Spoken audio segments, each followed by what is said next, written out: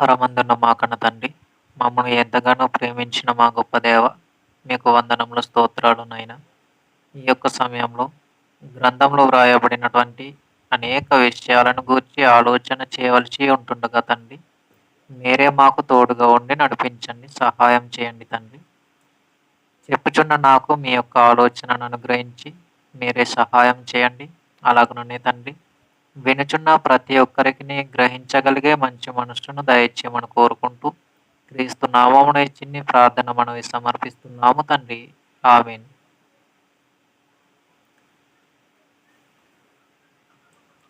Right. ఈ యొక్క సమయంలో గ్రంథంలో వ్రాయబడినటువంటి మాటలను గూర్చి ఆలోచన చేద్దాం.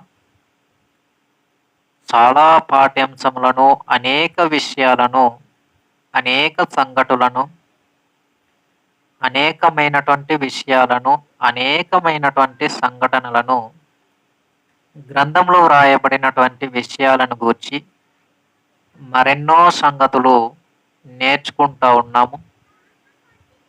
దేవుడు ఏ విషయాలనైతే గ్రంథంలో పొందుపరిచారో, ఏ విషయాలనైతే దేవుడు మన కోసం వ్రాయించారో, ఆ సంఘటనలను, ఆ మాటలను, ఆ విషయాలను అనేకమైనటువంటి పాఠ్యాంశములతో మనము చాలా విషయాలు నేర్చుకున్నాం.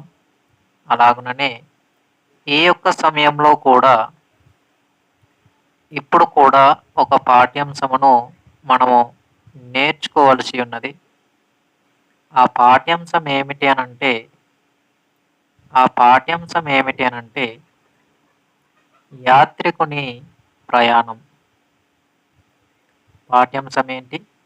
యాత్రికుని ప్రయాణం. యాత్రికుని ప్రయాణము అనే ఈ పాఠ్యాంశము వినగానే మనకేమర్థమవుతుంది అనంటే, చాలామంది ప్రయాణాలు చేస్తూ ఉంటారు. చాలామంది తమ తమ గమ్యానికి చేరటానికి, తమ కుటుంబం దగ్గరకు చేరటానికి, లేదా కుటుంబం దగ్గర నుంచి తమ స్నేహితుల దగ్గరకు చేరటానికి, వెళ్ళటానికి, దేశాలను విడిచి మరొక దేశానికి ప్రయాణం చేయటం, లేదా గ్రామాన్ని విడిచి మరొక గ్రామానికి ప్రయాణం చేయటం, ఒక కుటుంబం దగ్గర నుంచి మరొక కుటుంబం దగ్గరకు ప్రయాణం చేయటం, ఇలాంటి ప్రయాణాలైతే మనకు బాగా అవగాహన ఉంటుంది.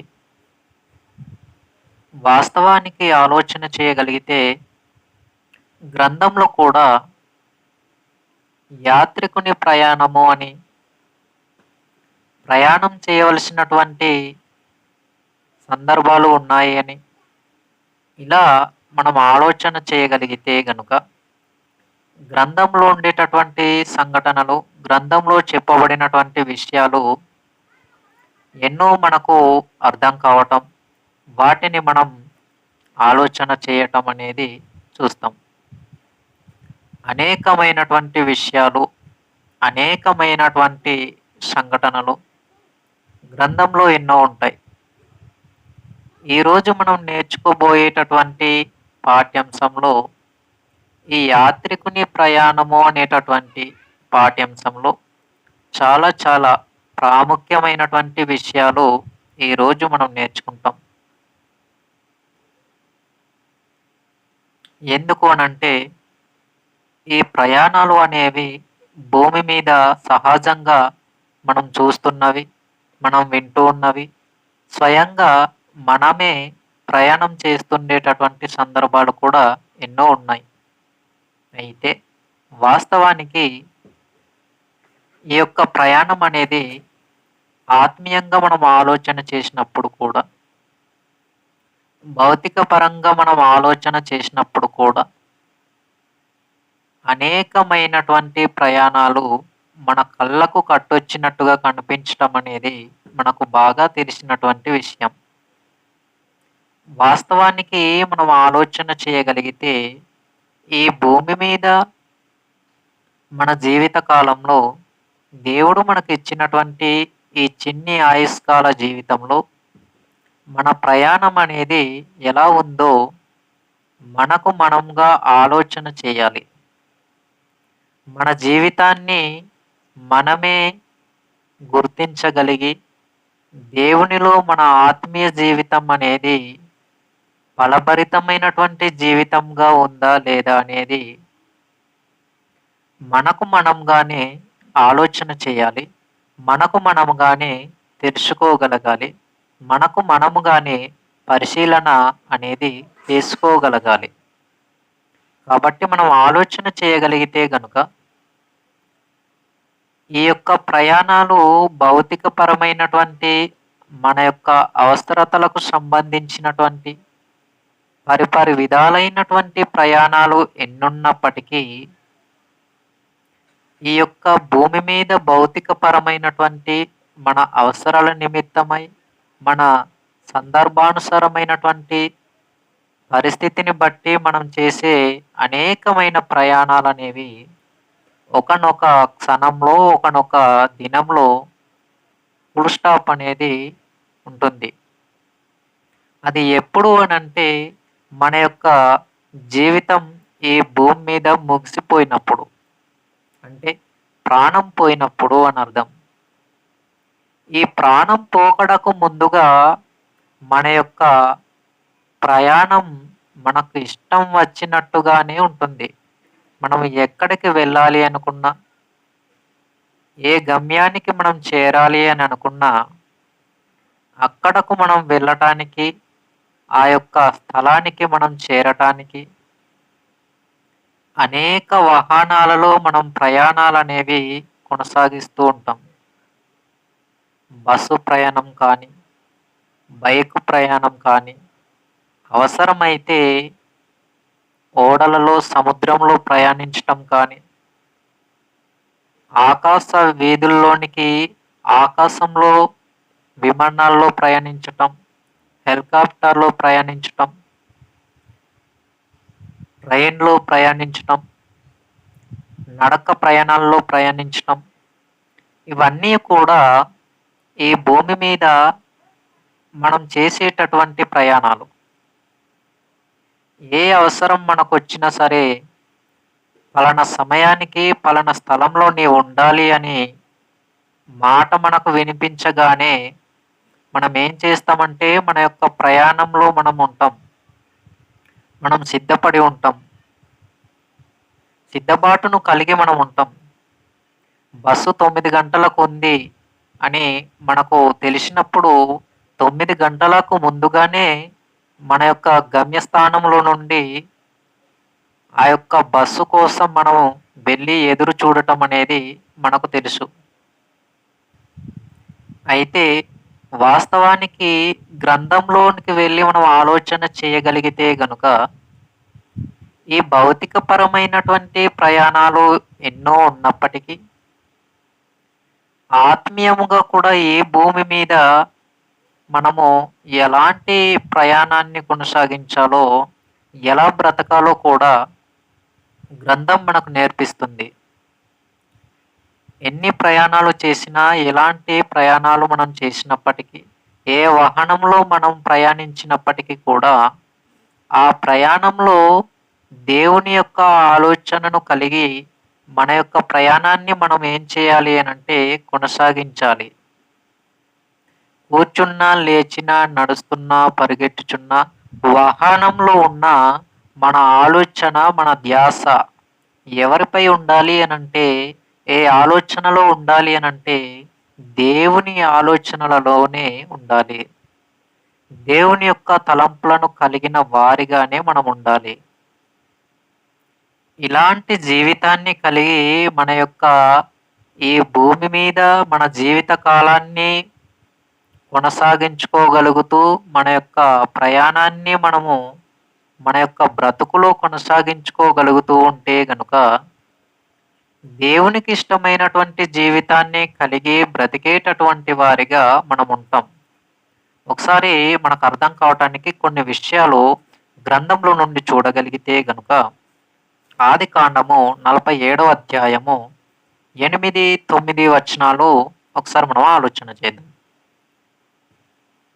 ఆదికాండము 47వ అధ్యాయము 8, 9 వచనాలు ఒకసారి మనం చూడగలిగితే, ఫరో నీవు జీవించిన సంవత్సరములెన్ని అని యాకోబును అడిగినందుకు యాకోబు నేను యాత్ర చేసిన సంవత్సరములు 130, నేను జీవించిన సంవత్సరములు కొంచెముగాను దుఃఖహీన దుఃఖసహితమైనవిగా ఉన్నవి.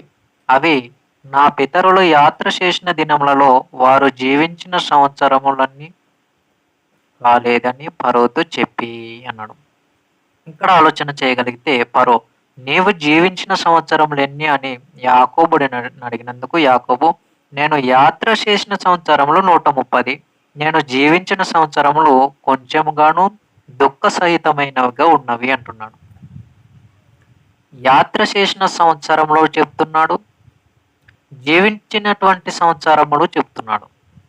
అంటే ఇప్పుడు ప్రారంభంలో నుండి మనము పుట్టి పెరిగినటువంటి వారిగా కొన్ని సంవత్సరములు మన యొక్క జీవితకాలం గడిచిపోయినప్పటికీ మిగిలినటువంటి జీవితకాల దినాలు కొన్ని దినాలు, ఆ కొన్ని దినాలు కూడా ఎలాంటివి అని గ్రంథం చెబుతుంది అని అంటే దుఃఖ సహితమైనటువంటివి, దుఃఖకరమైనటువంటివి. ఆ యొక్క మిగిలిన జీవిత కాలానికి కూడా సుఖం అనేది లేదు. గ్రంథంలో ఉన్నటువంటి అనేకమైన విషయాలను గూర్చి ఆలోచన చేయగలుగుతూ ఉన్నప్పుడు గ్రంథం మనకు ఎలాంటి సమాచారాన్ని ఇవ్వగలుగుతుంది అని అంటే మన యొక్క ప్రయాణం అనేది, మన యొక్క స్థానం అనేది దేవునికి ఇష్టమైనదిగానే ఉండాలి అనేసి అనేకమైనటువంటి సందర్భాలలో గ్రంథంలో చెప్పబడినటువంటి విషయాలు మనం చూడగలం. వాస్తవానికి ఒక చోట నుండి మరొక చోటుకి ప్రయాణం చేయటం మనకు బాగా తెలుసు. కానీ మనం చేసేటటువంటి ఆ ప్రయాణంలో మనకు ప్రయోజనకరమైనటువంటి ప్రయాణమా, లేదా మనం చేసేటటువంటి ఆ ప్రయాణంలో దేవుని కొరకు ఏదైనా ఆలోచన కలిగి మనం ఆ ప్రయాణాన్ని చేస్తున్నామా? ఇది మనము బాగా గుర్తించి గమనించవలసినటువంటి చాలా అంటే చాలా ప్రాముఖ్యమైనటువంటి విషయం. ఎందుకు ప్రాముఖ్యమైనటువంటి విషయము అనంటే, ఎందుకు ఇది ప్రాముఖ్యమైనటువంటి విషయము అనంటే మన యొక్క ప్రయాణం అనేది మనం చేయగలుగుతున్నాం. కానీ ఆ ప్రయాణంలో మన ఆలోచన విధానం ఎలా ఉంది? ఏ పని కొరకు మనం ప్రయాణాన్ని కొనసాగిస్తున్నాం? ఆత్మ సంబంధమైన పనిని చేయటానికా, లేదా మనకు సంబంధించినటువంటి పనిని చేయటానికా? కేవలము మనకు నచ్చినటువంటి పనిని చేయటానికా, లేదా దేవునికి ఇష్టమైనటువంటి పనిని చేయటానికా? మన ప్రయాణాన్ని మనం కొనసాగించేది దేనికోసం? ఎవరి కోసం? ఎవరి కోసం మన ప్రయాణం? ఎక్కడికి మన ప్రయాణం? యాత్రికుడు తన యొక్క యాత్రను కొనసాగిస్తూ ప్రయాణాన్ని కొనసాగిస్తున్నాడు అనంటే ఒక గమ్యానికి తను చేరాలి అన్న ఆలోచనతోనే తను ప్రయాణాన్ని అనేది కొనసాగిస్తూ ఉంటాడు. నా యొక్క గమ్యస్థానానికి, నా యొక్క కుటుంబం దగ్గరకు నేను క్షేమముగా చేరుకోవాలి అనేటటువంటి ఆలోచనను కలిగి ఒక నమ్మకంతో ఈ యొక్క ప్రయాణికుడు అనేవాడు తన యొక్క ప్రయాణాన్ని కొనసాగించడానికి సిద్ధపడతాడు లేదా ఇష్టపడతాడు. అలాంటిది మనము కూడా ఒక గమ్యస్థానం ఉంది అని, ఆ గమ్యస్థానానికి మనం వెళ్ళాలి అని దానిపై లక్ష్యం ఉంచక, దానిపై మనసు పెట్టక మనం ఏం చేయగలుగుతున్నాం? అబ్రహాం గారు కూడా ఆ యొక్క స్థలానికి చేరటానికి వాగ్దాన ఫలమును ఇంకా అనుభవించకుండగానే ఎదురు చూస్తున్నట్టుగా మనము అనేకమైనటువంటి విషయాలు చూడగలం. గ్రంథంలో ఒక మాట చూడగలిగితే గనుక హెబ్రీ పత్రికలో మనం ఒక మాట చూద్దాం.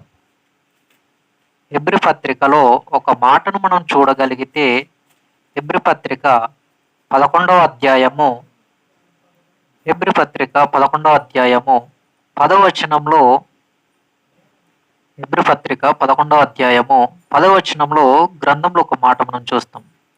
వాస్తవానికి ఇక్కడ మనం ఆలోచన చేయగలిగితే హెబ్రీ పత్రిక 11వ అధ్యాయము 10వ వచనంలో ఏలయనగా దేవుడు దేనికి శిల్పియు నిర్మాణకుడై ఉన్నాడో పునాదులు గల ఆ పట్టణం కొరకు అబ్రాహాము ఎదురు చూచుచుండెను. అంటే పునాదులు గల పట్టణం కొరకు అబ్రహాము గారు కూడా తన యొక్క ప్రయాణాన్ని చేసి విశ్రాంతి తీసుకుంటా ఉన్నారు, నెమ్మది పొంది ఉన్నారు. ఆ వాగ్దాన ఫలం ఏది అని అంటే పరలోకం. ఆ పరలోకానికి అబ్రహాం గారు కూడా ఇంకా ప్రవేశించలేదు. మరి అబ్రహాం గారు ఇంతకు ప్రవేశించకుండా ఎక్కడున్నారు అని మనం ఆలోచన చేసినప్పుడు పరదేశులో అబ్రహాం గారు ఉన్నారు. వాగ్దాన ఫలమైతే తెలుసు, కానీ అందులోనికి ఇంకా అబ్రహాం గారు ప్రవేశించలేదు. అక్కడే ఒకసారి 13వ వచనాన్ని కూడా చూడగలిగితే హెబ్రీ పత్రిక 11వ అధ్యాయము 13వ వచనం మనం చూడగలిగితే వీరందరూ ఆ వాగ్దానముల ఫలము అనుభవింపకపోయినను దూరం నుండి చూసి వందనం చేసి తాము భూమి మీద పరదేశులమును యాత్రికులమై ఉన్నామని ఒప్పుకొని విశ్వాసం గలవారై మృతి నొందిరి అన్నాడు. అంటే క్రీస్తు కోసం బ్రతికి శ్రమలు అనుభవించినటువంటి వారందరూ కూడా రంపములతో కోయబడిన వారు కానీ, చెరసాలలో వేయబడి హింసింపబడిన వారు కానీ, రాళ్లతో కొట్టబడినటువంటి వారు కానీ, వీరందరూ కూడా ఇంకా పరలోకానికి వెళ్ళలేదు. వాగ్దాన ఫలము అనగా పరలోకం. ఆ యొక్క వాగ్దాన ఫలముకు చేరలేదు అంటే పరలోకానికి చేరలేదు. అంటే పరలోకానికి చేరకుండగా ఎక్కడున్నారు అని అంటే పరదేశంలో ఉన్నారు. మనము లేకుండగా చేరలేదు. అంటే మనం కూడా ఆ యొక్క వాగ్దాన ఫలములు చేరటానికి సిద్ధపడాలి. అక్కడ కూడా వారు పరదేశులమును యాత్రికులమై ఉన్నాము అని వారు గుర్తించగలిగారు. కాబట్టి మనం ఆలోచన చేయగలిగితే మన యొక్క జీవితాలు ఎలా ఉన్నాయి, ఎక్కడకు మన యొక్క ప్రయాణాన్ని మనం కొనసాగించుకోగలుగుతున్నాం, మన ప్రయాణం అనేది ఎలా కొనసాగుతుంది, దేవునికి ఇష్టమైనటువంటి ప్రయాణంగా కొనసాగుతుందా లేదా మనకిష్టమైనటువంటి ప్రయాణంగా కొనసాగుతుందా అనేటటువంటి విషయాలు మనం ఆలోచన చేయగలిగితే గనుక ఎక్కువగా మనకిష్టమైనటువంటి ప్రయాణాలను కలిగి మన జీవితాలు ఉన్నాయి అనేటటువంటి విషయమే మనకు బాగా అర్థమవుతుంది. ఎందుకు అనంటే అనేకమైనటువంటి అవసరతలను గూర్చి, అనేకమైనటువంటి విషయాలను గూర్చి, అనేకమైనటువంటి సంగతులను గూర్చి మనం ఆలోచన చేసి మన సొంత యొక్క ప్రయాణాలను గూర్చి ఆలోచన చేస్తూ సొంత ప్రయాణాలను మనం చేస్తూ ఉంటాం. కానీ వాస్తవానికి ఆత్మ సంబంధమైనటువంటి ప్రయాణాలలో మనము ప్రయాణించటం అనేది అరుదుగా మనకు కనిపిస్తుంది. అరుదుగా ఎందుకు కనిపిస్తుంది అనంటే ఆ ఆలోచన విధానం అనేది క్రైస్తవ జీవితంలో కంటికి కనిపించదు. ఒక క్రైస్తవ జీవితాన్ని కలిగినటువంటి వాళ్ళు ఆత్మీయ ప్రయాణం కొరకు ఆలోచన కలిగిన వారై ఉండాలి. ఆత్మీయంగా దేవునిలో ఎదగటం కొరకు ఆలోచన చేయగలిగేటటువంటి వారిగా ఉండాలి. ఈ ఆలోచన క్రైస్తవ జీవితాన్ని కలిగి క్రైస్తవుడు అని పిలువబడుతూ విశ్వాసాన్ని కలిగి ఉన్నాను అని ఎవరైతే అనుకుంటున్నారో వారిలో ఆత్మ సంబంధమైనటువంటి క్రియలు కనిపించటం లేదు అనంటే వారిలో ఆత్మీయ ప్రయాణం అనేది లేదు. వారిలో ఆత్మీయ ప్రణాళికలు అనేవి లేవు. దేవుని యొక్క కార్యక్రమాలు చేయాలి అనే ఆలోచన వారిలో లేదు. కాబట్టి గ్రంథంలో మనం ఆలోచన చేయగలిగితే ఒకసారి కీర్తనల గ్రంథంలో 119వ అధ్యాయము ఒకసారి మనం ఆలోచన చేయగలిగితే కీర్తనల గ్రంథములో 119వ అధ్యాయం ఒకసారి మనం చూడగలిగితే ఇక్కడ చాలా ప్రాముఖ్యమైనటువంటి విషయం మనకు కనబడుతుంది. కీర్తనల గ్రంథము 119వ అధ్యాయము 54వ వచనంలో మనం చూడగలిగితే గనుక, యాత్రికుడనైన నేను నా బసలో పాటలు పాడుటకు నీ కట్టడలు హేతువులాయెను అన్నాడు. యాత్రికుడనైన నేను నా బసలో పాటలు పాడుటకు ఏం చెప్పబడుతుంది ఇక్కడ? యాత్రికుడనైన నేను నా బసలో పాటలు పాడుటకు హేతువులాయెను. యాత్రికుడు, యాత్రికుడు.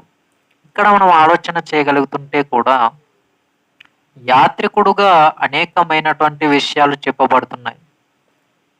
యాత్రికుడుగా అనేకమైనటువంటి విషయాలు చెప్పబడుతున్నాయి.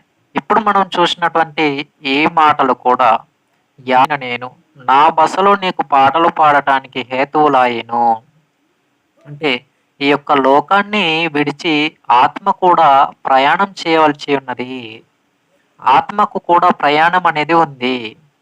దేహంలో ఈ ఆత్మ ఉన్నంత వరకు దేహము ఏ విధంగా అయితే మనకు కావలసినటువంటి ప్రదేశానికి ఈ దేహంతో వెళ్ళగలుగుతున్నామో, ప్రయాణాన్ని చేయగలుగుతున్నామో, ఈ దేహం విడిచిన ఆత్మకు కూడా ప్రయాణం అనేది ఉంది. ఆత్మకు కూడా ప్రయాణం అనేది ఉంది అనంటే, ఆత్మకు కూడా ప్రయాణం అనేది ఉంది అనంటే మనం గమనించగలిగితే గనుక ఆత్మకు ఎలాంటి ప్రయాణం ఉంది? ఆత్మకు ఎలాంటి ప్రయాణం ఉంది? ఒకసారి మనం గ్రంథంలో చూడగలిగితే ఈ యొక్క విషయాలనేవి మనకు చాలా స్పష్టంగా కనిపిస్తాయి. ఒకసారి కొరింథీయులకు రాసినటువంటి 2వ పత్రికలో 5వ అధ్యాయము, కొరింథీయులకు రాసినటువంటి 2వ పత్రిక 5వ అధ్యాయము మొదటి వచనం నుండి మనం ఆలోచన చేయగలిగితే, కొరింథీయులకు రాసినటువంటి 2వ పత్రిక 5వ అధ్యాయము మొదటి వచనం నుండి 3 వచనాల దాకా చూద్దాం. భూమి మీద మన గుడారమైన ఈ నివాసము శిథిలమైపోయినను, చేతి పని కాక దేవుని చేత కట్టబడినదియు నిత్యమైనదియునైన నివాసము పరలోకమందు మనకున్నదని ఎరుగుదుము. మనము దిగంబరులము కాక వస్త్రము ధరించుకొనిన వారముగా కనబడుదుము. కాబట్టి పరలోకం నుండి వచ్చు మన నివాసము దీనిపైని ధరించుకొనని అపేక్షించు దీనిలో మూలుగుచున్నాము. అంటే భూమి మీద మన గుడారమైన ఈ నివాసము శిథిలమైపోయినను, ఈ నివాసము శిథిలమైపోయినను. భూమి మీద మన గుడారమైన నివాసం అంటే ఈ గుడారం అనగానే మన యొక్క దేహం. ఈ దేహం శిథిలమైపోయినను చేతి పని కాక. ఆ మాట చూద్దాం ఒకసారి. మొదటి వచనంలో భూమి మీద మన గుడారమైన ఈ నివాసము శిథిలమైపోయినను చేతి పనివి కాక దేవుని చేత కట్టబడినదియు నిత్యమైనదియునైన నివాసము పరలోకమందు మనకున్నదని ఎరుగుదుము. నిత్యమైన నివాసం మనకేది అనంటే పరలోకం. ఈ భూమి మీద ఈ నివాసం శిథిలమైపోయినప్పటికీ నిత్యమైనటువంటి నివాసం ఒకటి ఉంది. ఆ నివాసం ఏది అనంటే పరలోకం. ఆ పరలోకానికి చేరటం కోసమే మనకు ఈ యొక్క భూమి మీద జీవితం అనేది ఉంది. కాబట్టి మనం ఆలోచన చేయగలిగితే అనేకమైనటువంటి విషయాలు గ్రంథంలో మనకు చాలా స్పష్టంగా కనిపిస్తాయి.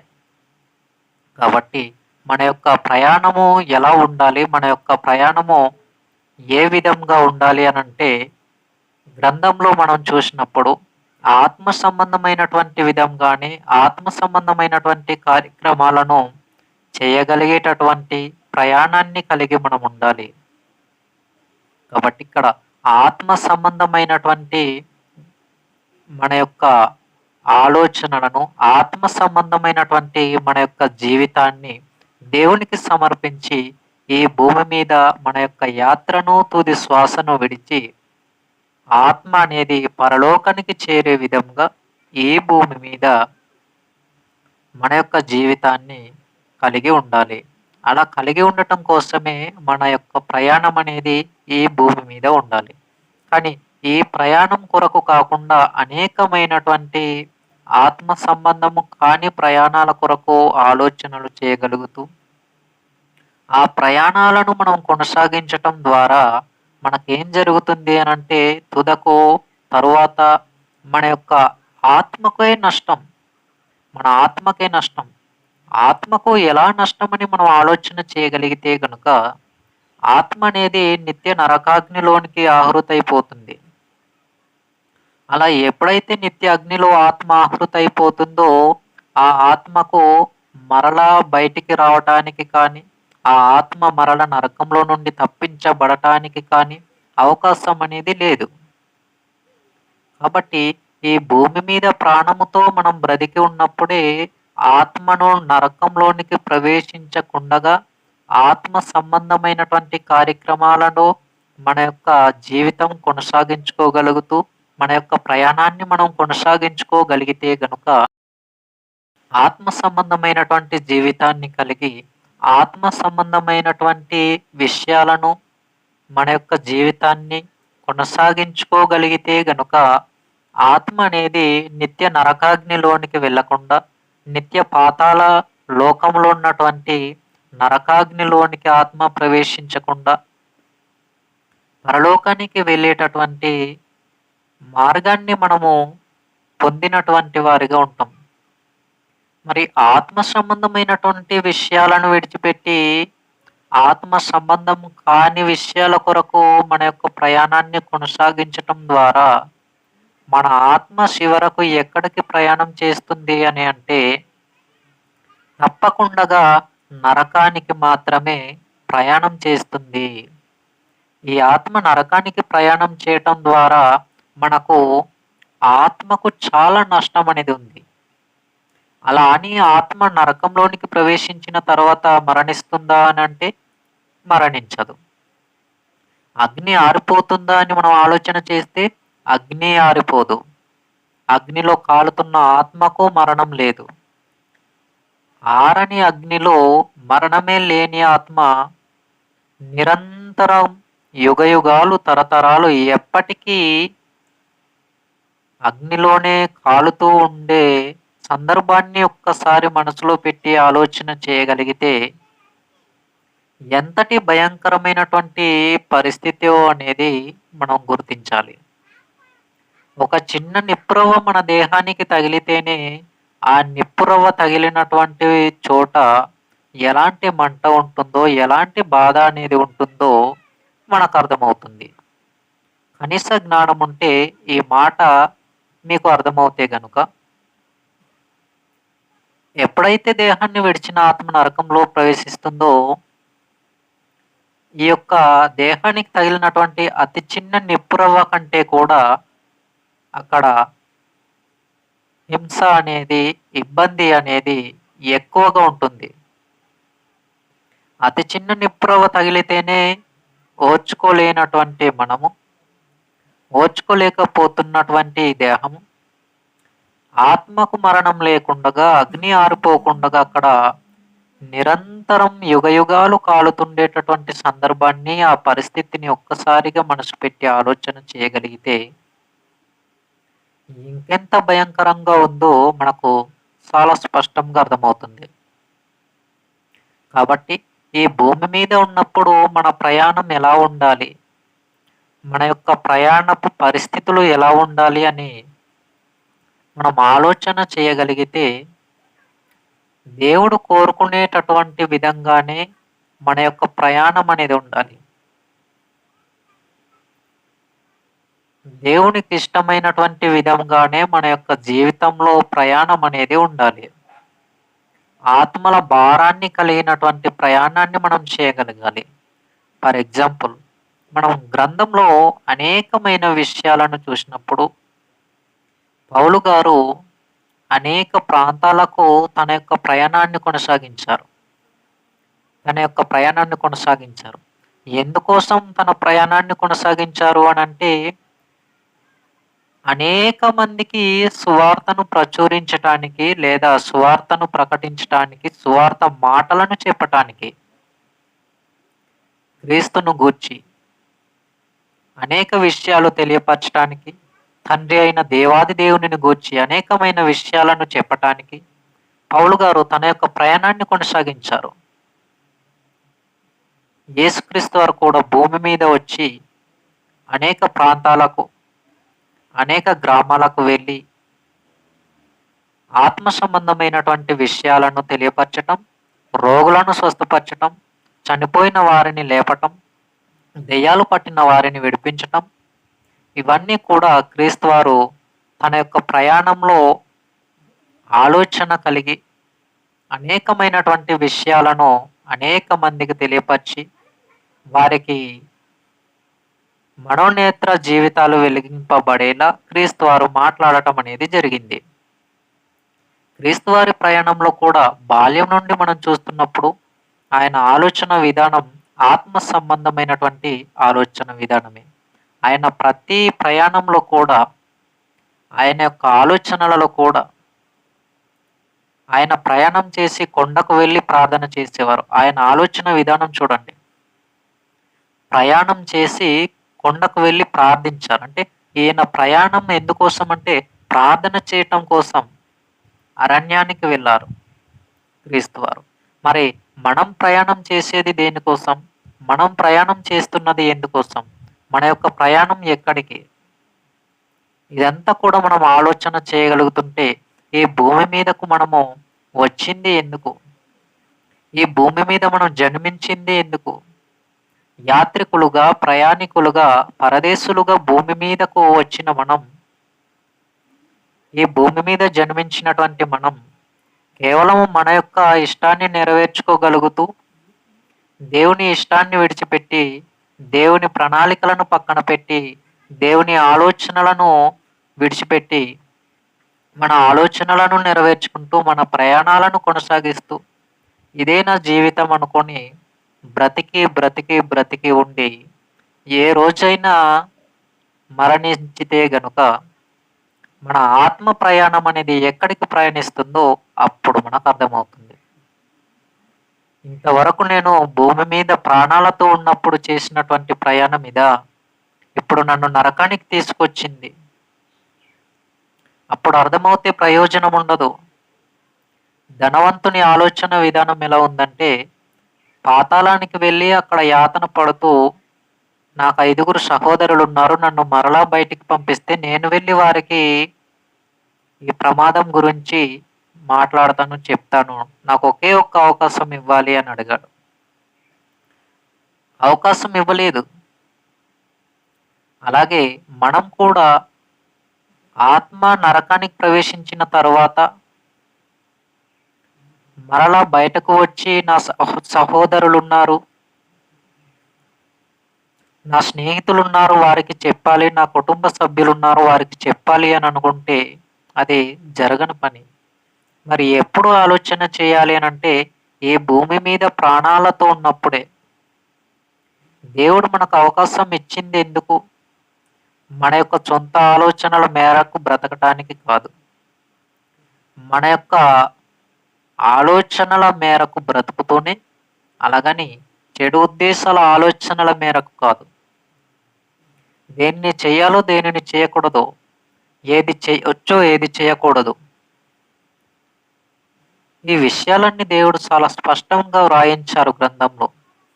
కాబట్టి చేయగలిగేటటువంటి దానిని చేయగలుగుతూ చేయకూడనటువంటి దానిని విడిచిపెట్టగలుగుతూ దేవునికి ఇష్టమైనటువంటి జీవితాన్ని కలిగి బ్రతకటానికి మనం ఆలోచన చేయాలి. మన ప్రయాణం అనేది ఆత్మ సంబంధమైనటువంటి ప్రయాణంగా ఉండాలి.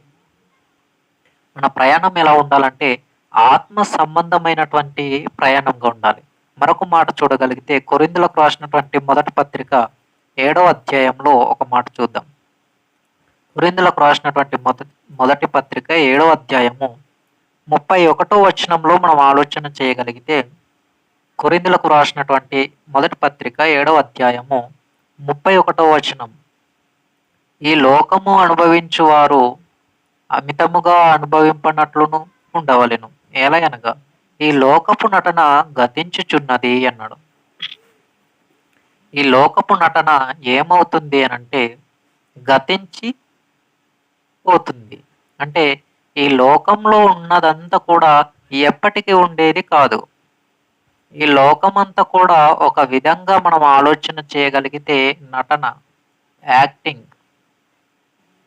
అంటే ఎలా యాక్టింగ్ అని అంటే, ఎలా నటన అని అంటే కొంతవరకు మాత్రమే అది మన కళ్ళ ముందు ఉంటుంది, కానీ అటు తర్వాత మన కళ్ళ ముందు ఉండదు. కొంతవరకు మాత్రమే. ఈ లోకపు నటన గతించుచున్నది. క్యారెక్టర్స్ మనం ఆలోచన చేయగలిగితే గనుక తల్లిదండ్రులుగా ఒక శరీరాన్ని దాల్చి మనకు జన్మనిచ్చినటువంటి వారిని గూర్చి గాని, అనేకమైనటువంటి మానవులను గూర్చి మనం ఆలోచన చేయగలిగినప్పుడు, మనమంతా ఎవరము అంటే, ఈ లోకంలోనికి నటనగా సూచింపబడినటువంటి వారము. అంటే ఎప్పటికీ ఒరిజినల్‌గా ఇక్కడే ఉండిపోయేటటువంటి వారమైతే కాము. ఈ లోకం ఎప్పటికీ ఉండేది కాదు. ఈ లోకంలో ఈ భూమి మీద మానవ దేహాలు కలిగినటువంటి వారముగా మనమున్నాము. మనము కూడా ఎప్పటికీ ఉండేవారము కాము. కాబట్టి ఈ లోకమంతా ఏది అని మనం ఆలోచన చేయగలిగితే ఎప్పటికీ ఉండేది కాదు కాబట్టి, ఎప్పటికీ ఉండేవి కావు కాబట్టి మనకేం అర్థమవుతుంది అంటే, ఈ లోకపు యొక్క పరిస్థితులు కానీ, లోకము కానీ అంతా కూడా నటన. ఫర్ ఎగ్జాంపుల్ మనం ఆలోచన చేయగలిగితే మీకు అర్థం కావటానికి మాత్రమే. అంటే ఒక సినిమాలో ఒక యాక్టర్ అతను నటించే విధానం కొంతవరకే. ఆ సినిమా షూటింగ్ తీస్తున్నంత వరకే. అటు తర్వాత అతను ఒరిజినల్.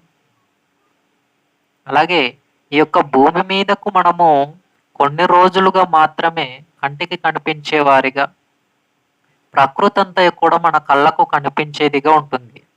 కానీ ఎప్పటికీ మనకు శాశ్వతమైనటువంటిదైతే ఈ యొక్క భూమి మీద ఈ లోకమైతే కాదు. మరి ఎందుకు అనంటే ఈ లోకానికి మనం యాత్రికులుగా, పరదేశులుగా పంపబడినటువంటి వారిగా మనమున్నాం. మనకు స్థిరమైనటువంటి లోకం ఇది కాదు. స్థిరంగా ఎప్పటికీ మనం ఉండగలిగేటటువంటి లోకం ఇది కాదు. యాత్ర చేయాలి, మనం ప్రయాణాన్ని కొనసాగించాలి. కానీ ఆత్మ సంబంధమైనటువంటి ప్రయాణాన్ని కొనసాగించుతూ బ్రతకగలిగితే మరణించిన ఆత్మకు మరో ప్రయాణం ఉంది. ఆ ప్రయాణం ఎక్కడికి ఆత్మ ప్రయాణించాలో అనేది ఈ భూమి మీద మనం బ్రతికున్నప్పుడు మన బ్రతుకు యాత్రలోనే మనకు అర్థం అవ్వాలి. ఈ భూమి మీద మన యొక్క బ్రతుకు జీవిత కాలంలోనే మన యొక్క ప్రయాణం అనేది, ఆత్మ ప్రయాణం అనేది, మన ఆత్మ అనేది ఎక్కడకు ప్రయాణం చేయాలో మనకు అర్థం అవ్వాలి. ఇప్పుడు మనం ఆలోచన చేయగలిగితే ఆత్మ దేహాన్ని విడిచిన తర్వాత ఎక్కడకు ప్రయాణం చేయాలి అంటే పాతాళ లోకానికి. కానీ ఆ పాతాళ లోకంలో ఉండి నెమ్మది పొందే స్థలంలో ఉండి పరలోకానికి వెళ్ళే విధంగా ఈ భూమి మీద మనం ప్రాణాలతో బ్రతికున్నప్పుడు మన ఆత్మను కాపాడుకోగలిగేటటువంటి విధంగా ఈ భూమి మీద మన ప్రయాణాన్ని కొనసాగించాలి. ఇది గ్రంథంలో మనం నేర్చుకోవాల్సినటువంటి అనేకమైనటువంటి విషయాలలో ఒక విషయం. యోహాను గారు వ్రాసినటువంటి మొదటి పత్రికలో మనం ఒక మాట చూడగలిగితే, యోహాను గారు వ్రాసినటువంటి మొదటి పత్రికలో 2వ అధ్యాయము 15-16 వచనాలు ఒకసారి చూడగలిగితే, యోహాను గారు రాసినటువంటి మొదటి పత్రికలో 2వ అధ్యాయము 15-16 వచనాలు. ఈ లోకమునైనను లోకంలో ఉన్న వాటినైనను ప్రేమింపకుడి. ఎవడైనను లోకమును ప్రేమించిన ఎడల తండ్రి ప్రేమ వానిలో నుండదు. లోకములో ఉన్నదంతయు అనగా శరీరాశయు, నేత్రాశయు, జీవపుడంబమును తండ్రి వలన పుట్టినవి కావు, అవి లోక సంబంధమైనవే అన్నాడు. అంటే లోకంలో ఉండేవి అవి లోక సంబంధమైనవి, తండ్రి వలన పుట్టినటువంటివి కావు. మరి తండ్రి వలన పుట్టినటువంటివి ఏవి అనంటే నిత్యం ఉండేవి. నిత్యం ఉండేవి. దేవుడు వేటినైతే నిత్యం ఉండాలి అని పెట్టాడో అవి నిత్యం ఉండేవి. ఫర్ ఎగ్జాంపుల్ మన ఆత్మ, మన దేహాన్ని నడిపించగలిగేటటువంటి ఆత్మ నిత్యం ఎప్పటికీ ఉండేది ఆత్మ. మన యొక్క దేహాలను నడిపించగలిగేటటువంటి శక్తి పేరు ఆత్మ. ఆ ఆత్మ ఎప్పటికీ ఉండేది. దేవుడు ఆత్మే. దేవుడు ఎప్పటికీ ఉండేవాడు. యేసుక్రీస్తు వారు ఎప్పటికీ ఉండేవారు. పరిశుద్ధాత్మ ఎప్పటికీ ఉండేది. పరలోకం ఎప్పటికీ ఉంటుంది. ఇలా మనం ఆలోచన చేయగలిగితే గనుక లోకంలో ఉండేవి ఎప్పటికీ ఉండేవి కావు. పరలోకం ఎప్పటికి ఉండేది. దేవుడు ఎప్పటికీ ఉండేవారు. దేవునితో ఉన్న దూతలు ఎప్పటికీ ఉండేవి. అలాగే పరిశుద్ధాత్మ ఎప్పటికీ ఉండేది. యేసుక్రీస్తు ఎప్పటికీ ఉండేవారు.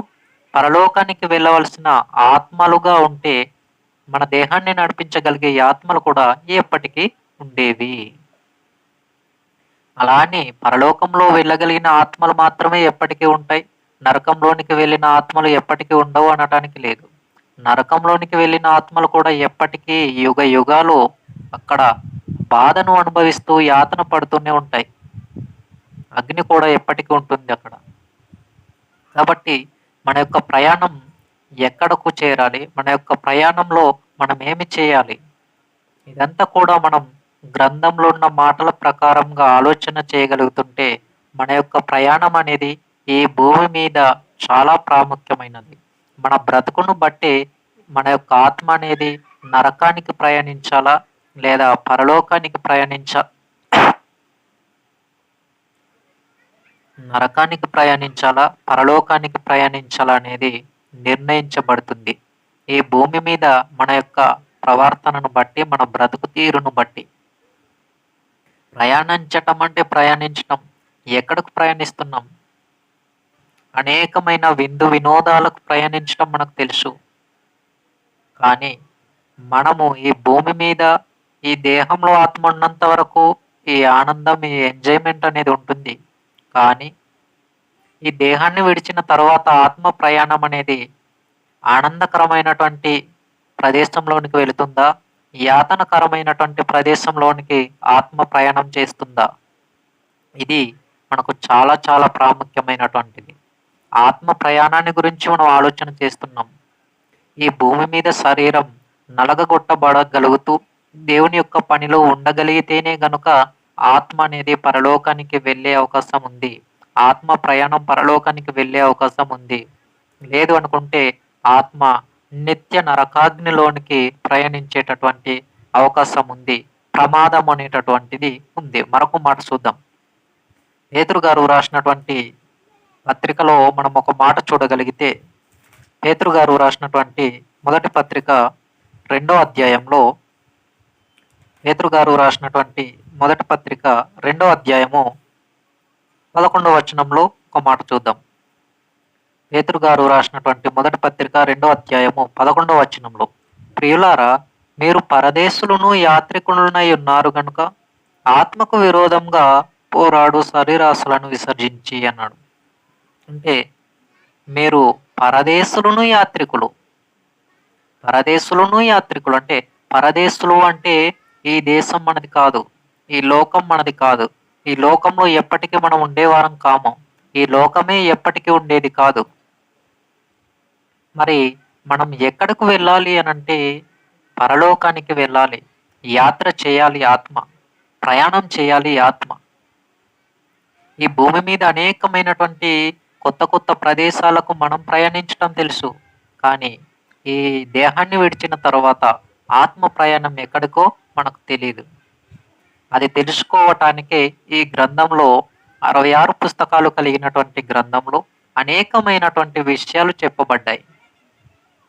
ఆ విషయాలు చదివి గ్రహించగలిగితే గనుక ఆత్మ ఎక్కడకు ప్రయాణించాలో, ఎక్కడకు వెళితే మోక్షం, ఎక్కడకు వెళితే శిక్ష అనేది మనకు అర్థమవుతుంది. నరకానికి వెళితే ఆత్మకు శిక్ష ఉంది. పరలోకానికి వెళితే ఆత్మకు ఆనందం ఉంది. ఆత్మకు శిక్ష అనేది లేదు. కాబట్టి ఏ విధమైనటువంటి ప్రయాణాన్ని మనం చేయగలుగుతున్నాం ఈ భూమి మీద? దేవునికి ఇష్టమైనటువంటి ప్రయాణాన్ని చేయగలుగుతున్నామా? మనకి ఇష్టమైనటువంటి ప్రయాణాన్ని చేయగలుగుతున్నామా? దేవుడు చెప్పిన ప్రయాణాన్ని చేస్తున్నామా? మనకు మనముగా నిర్ణయించుకున్న ప్రయాణాన్ని మనం చేస్తున్నామా? ఆలోచన చేయాలి. అనేక మంది తమకు నచ్చినటువంటి మార్గాన్ని ఎంచుకొని తమకు తామే నాశనమును కొని తెచ్చుకుంటున్నారు. చేయకూడనటువంటి దానిని చేయగలుగుతూ తమ ప్రయాణాన్ని విధ్వంసముగా తమ జీవితాలను వ్యర్థం చేసుకుంటున్నారు. ధ్వంసం చేసుకుంటున్నారు. నాశనం చేసుకుంటున్నారు. దేవుడు మీ జీవితాలను నాశనం చేసుకోకండి అని చెప్పటానికి, నాశనం చేసుకోకూడదు అని చెప్పటానికి, మీ ప్రయాణాన్ని నాకిష్టమైనటువంటి ప్రయాణంగా మార్చుకోండి అంటున్నాడు. అందుకే నా కుమారుడా నీ హృదయంను నాకిమ్ము అన్నాడు. అంటే ఆయన కొరకు మనం హృదయాన్ని ఇవ్వగలిగితే, ఆయనకు మన యొక్క మనసును ఇవ్వగలిగితే గనుక మన యొక్క ప్రయాణం అనేది దేవునికి ఇష్టమైన ప్రయాణంగా ఉంటుంది. దేవుడు కోరుకుంటున్నటువంటి ప్రయాణంగా ఉంటుంది. అలాంటి ప్రయాణం మనలో లేదు. అలాంటి ప్రయాణాన్ని మనం చేయట్లేదు అనంటే దాని అర్థం ఏంటో తెలుసా? మనము దేవుడు కోరినటువంటి మార్గంలో లేము. మరి మనకు నచ్చిన మార్గంలో మనమున్నాం. విశాలమైన మార్గంలో మనమున్నాం. ఇరుకు మార్గంలో మనం లేము. కాబట్టి గ్రంథంలో చెప్పబడుతున్నటువంటి అనేక విషయాలను గూర్చి మనం ఆలోచన చేయగలుగుతున్నప్పుడు మన యొక్క ప్రయాణం అనేది ఎక్కడకు, మన యొక్క ప్రయాణం అనేది ఎలా కొనసాగుతుంది? దేవుడు కోరుకుంటున్న ప్రయాణంగా కొనసాగుతుందా? ఆత్మానుసారమైనటువంటి ప్రయాణంగా కొనసాగుతుందా? దేవుడు కోరుకునే కోణంలో మన యొక్క ప్రయాణం అనేది కొనసాగుతుందా? ఇది మనం ఆలోచన చేయగలిగితే, యవనుడా నీ యవనమందు సంతోషపడము అంటూ తినుము, త్రాగుము, సంతోషించుము. అయితే వీటన్నింటిని బట్టి దేవుడు నిన్ను తీర్పులోనికి తెచ్చునని జ్ఞాపకం ఉంచుకొనుము. నీ కోరిక చొప్పునను, నీ దృష్టి యొక్క ఇష్టం చొప్పునను ప్రవర్తింపుము. అయితే వీటన్నింటిని బట్టి దేవుడు నిన్ను తీర్పులోనికి తెచ్చునని జ్ఞాపకం ఉంచుకొనుము అన్నాడు. ఈ యొక్క ప్రయాణాలలో ఇవన్నీ కూడా మనకు ఉంటాయి. కానీ అవి దేవునికి ఇష్టం కానివి అయితే దేవుడు తీర్పులోనికి తెచ్చిన తర్వాత ఆ ప్రయాణాల్లో కొనసాగించినటువంటి కార్యక్రమాలు అవి తీర్పులోనికి దేవుడు తీసుకువచ్చిన తర్వాత పరిస్థితి ఏంటి? ఇది మనం బాగా గమనించవలసినటువంటి ప్రాముఖ్యమైన విషయం. ప్రయాణం చేస్తున్నామంటే చేస్తున్నాం. ఎందుకు ప్రయాణిస్తున్నాం? ఎలా ప్రయాణిస్తున్నాం? ఎక్కడికి ప్రయాణిస్తున్నాం? ప్రయాణించడానికి కారణాలేంటి? ఒక గమ్యానికి చేరటానికి మనం ఎంతటి ఆలోచనను, ఎంతటి ప్రణాళికను వేసుకుని మన యొక్క ప్రయాణానికి మనం సిద్ధపడతామో, పరలోకానికి ఆత్మ ప్రయాణించటానికి కూడా ఈ భూమి మీద ఆత్మీయ సిద్ధపాటు అనేది దానికంటే ప్రాముఖ్యమైనదని గుర్తించాలి. ఆత్మ పరలోకానికి ప్రయాణం చేయాలి, ఆత్మ పరలోకంలో చేరాలి, ఆత్మ పరలోకంలో ఉండాలి అంటే భూమి మీద దేవుడు కోరుకుంటున్నటువంటి విధంగానే మన ప్రయాణం అనేది భూమి మీద మన యొక్క యాత్రికుని ప్రయాణం అనేది కొనసాగాలి. ఒక యాత్రను మనం కొనసాగిస్తున్నామంటే, ఒక ప్రయాణాన్ని మనం కొనసాగిస్తున్నామంటే ఆ యొక్క కొనసాగబడుతున్నటువంటి ప్రయాణంలో దేవుడు ఉండాలి. దేవునికి ఇష్టమైనటువంటి ప్రయాణాన్ని మనం చేయగలగాలి. అలా చేయగలిగితే దేవుడు మన యొక్క హృదయ ఆలోచనలకు మనకు తోడుగా ఉండి అనేకమైనటువంటి విషయాలలో దేవుడు మనకు సహాయం చేయటానికి అవకాశం అనేది ఉంది. కాబట్టి ప్రయాణం అనేది ఆత్మ సంబంధమైన ప్రయాణంగానే మనం ఆలోచన చేయాలి. దేవుడు కోరుకుంటున్నటువంటి ప్రయాణంగానే మనం ఆలోచించాలి. ఈ లోకంలో మనం ఎప్పటికీ ఉండేవారం కాము. శాశ్వతమైనటువంటి లోకం ఇది కాదు. శాశ్వత లోకం మనకు పరలోకం. శాశ్వత లోకం మనకు పరలోకం. చివరిగా మనం ఒక మాటను చూసుకొని ముగించుకుందాం. ఫిలిప్పీ పత్రికలో మనం ఒక మాటను చూడగలిగితే, ఫిలిప్పీ పత్రిక ఇక్కడ 3వ అధ్యాయములో ఒక మాట చూద్దాం. ఫిలిప్పీ పత్రిక 3వ అధ్యాయము 20వ వచనంలో, మన పౌరస్థితి పరలోకమందున్నది, అక్కడ నుండి ప్రభువైన యేసుక్రీస్తును రక్షకుని నిమిత్తము కనిపెట్టుకొని ఉన్నాము. పౌరస్థితి, మొదటి స్థితి. ఎప్పటికీ మనం ఉండేది ఎక్కడ అనంటే పరలోకం. ఆ పరలోకంలోనికి మనము చేరాలి. ఆ పరలోకంలో దేవుడు మన కోసం ఎదురు చూస్తున్నారు. ఆ పరలోకంలో ఉన్న దేవుడు మనకు భూమి మీద ఆయుస్సును, ఆరోగ్యమును, అవకాశమును ఇచ్చారు. దేవుడిచ్చిన ఈ ఆయుస్సు మేరకు, దేవుడిచ్చిన ఈ యొక్క చక్కని అవకాశంకు మన ప్రయాణం ఎలా ఉండాలంటే, దేవుడు కోరుకుంటున్నటువంటి రీతిగానే మన యొక్క ప్రయాణం అనేది ఉండాలి. దేవుడు ఏర్పరచుకున్నటువంటి మార్గంలోనే మన ప్రయాణాన్ని మనం కొనసాగించాలి. ఆ మార్గంలో మనం ఉండటం కోసమే క్రీస్తు వారిని దేవుడు ఈ లోకానికి పంపించారు. అందుకే క్రీస్తు వారు ఏమంటారంటే, నేనే మార్గమును, సత్యమును, జీవమునై ఉన్నాను. నా ద్వారానే తప్ప ఎవడును తండ్రి యొద్దకు రాడు అన్నారంతే క్రీస్తు వారు. అంటే ఆ మార్గంలో మనం నడవగలిగితేనే, ఆ మార్గంలో మనం ప్రయాణం చేయగలిగితేనే ఆత్మ అనేది పరలోకానికి ప్రయాణించే అవకాశం ఉంది అని క్రీస్తు వారు ప్రారంభంలోనే చెప్పేశారండి. ఈ మాటలు మనకు అర్థమవుతే గనుక చాలా ప్రాముఖ్యమైనటువంటి విషయాలు గ్రంథంలో అనేకమైనటువంటి సందర్భాలు, అనేకమైనటువంటి సంఘటనలున్నాయి. ఇవన్నీ కూడా దేవుని చిత్తమైతే మనం ఆలోచన చేద్దాం. ఈ సమయంలో ప్రార్థన చేసుకుందాం. పరలోకమందున్న మా కన్న తండ్రి, మమ్మల్ని ఎంతగానో ప్రేమించిన మా గొప్ప దేవ, మీకు వేలాది వందనములు, స్తుతులు, స్తోత్రములు తండ్రి. ఇదివరకు చెప్పబడినటువంటి మీ యొక్క మాటలను బట్టి మీకు వందనములు, కృతజ్ఞత, స్తోత్రాలు తెలియజేస్తా ఉన్నాం. ఈ యొక్క సమయంలో దేవ, అనేకమైనటువంటి విషయాలు యాత్రికుని ప్రయాణం అనేటటువంటి పాఠ్యాంశం ద్వారా నేర్చుకున్నాం తండ్రి. మా ప్రాణం పో మా ప్రాణం పోకడా మీ యొక్క ప్రియ కుమారుడైనటువంటి క్రీస్తు అని యొక్క రెండవ రాకడ ఆలస్యమైతే మేము మరలా ఈ విధంగా కలుసుకొని మీకు స్తుతించడానికి, ఆరాధించడానికి మీరే మాకు మంచి అవకాశమును, సమయమును దయచేసి తోడుగా ఉండి నడిపించమని కోరుకుంటూ క్రీస్తు నామమున ఈ చిన్ని ప్రార్థన సమర్పిస్తా ఉన్నాం తండ్రి. ఆమేన్.